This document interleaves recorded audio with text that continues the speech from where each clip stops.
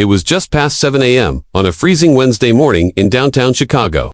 The city buzzed with its usual urgency, but on bus route 312, seat 14B, time was slowing down for one exhausted woman.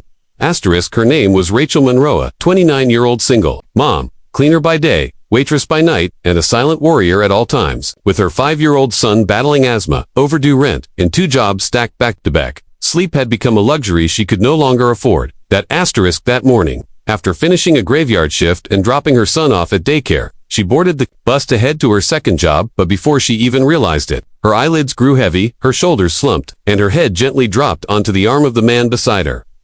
She didn't know she had fallen asleep on the shoulder of Nathan Cross, CEO of a billion-dollar tech firm, known in headlines for being ruthless in boardrooms, not for offering his shoulder to strangers. Nathan had been sitting there, scrolling through morning reports, earbuds in, mind on autopilot, until he felt a soft weight on his arm.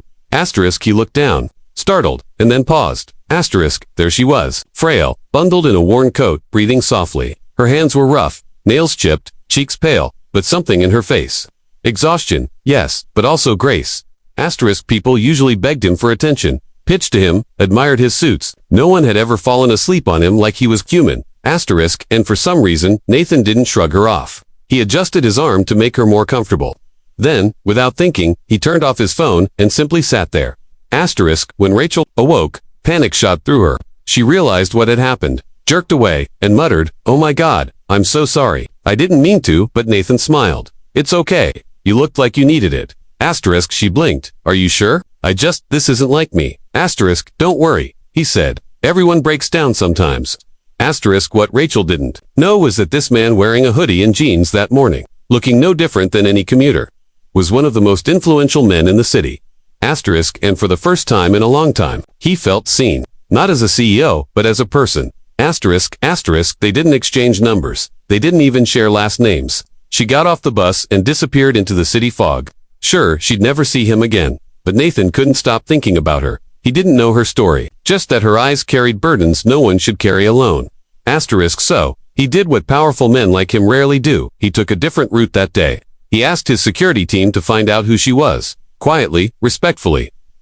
Within 24 hours, he knew her name, her son's medical history, her 2 jobs, and her unpaid eviction notice. And for the first time in years, Nathan Cross made a decision that had nothing to do with shareholders.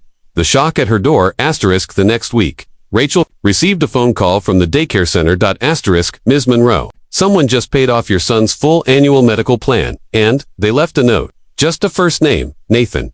She froze. Later that day, at her second job, she was told her shift was no longer needed. Not because she was fired, but because someone had anonymously donated enough money to the small business to keep running without laying off workers. Rachel was stunned.